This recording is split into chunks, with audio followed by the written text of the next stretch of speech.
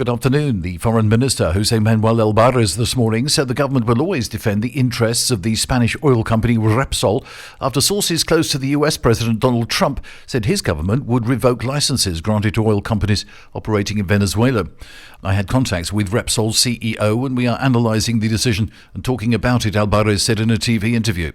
Oil companies from France and Italy said during the weekend they were notified by the US government that the respective licenses to operate in Venezuela were revoked.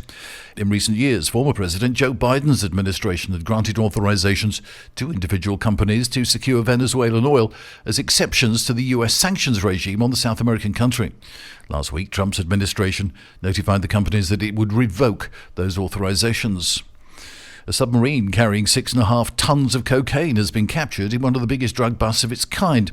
The vessel had been heading towards Europe from Brazil when it was intercepted by the Portuguese police last week.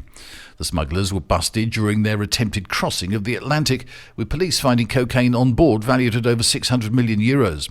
5 alleged members of a criminal organisation were travelling aboard the vessel, 3 Brazilian men, 1 Colombian and a Spaniard. All 5 crew members were arrested and transferred to the Portuguese island of São Miguel. The arrests mark the first time a drug-smuggling semi-submersible has been intercepted in the open sea, so the Guardia Civil claimed this morning. The vessel is thought to be one of the largest ever built with the purpose of transporting drugs between countries. The traffickers plan to collect the drugs near the coast using high-speed vessels and smuggle them ashore in Spain, the statement from the Guardia Civil said. A new population-based study from Spain reveals that nearly 23% of people infected with COVID-19 between 2021 and 23 went on to develop long COVID, and in more than half of them the symptoms persisted for over 2 years. The findings highlight the long-term impact of the pandemic on both health and the quality of life. Unlike earlier studies that mainly focused on hospitalised patients, this research used data from the general population, providing a clearer picture of long COVID's prevalence and risk factors.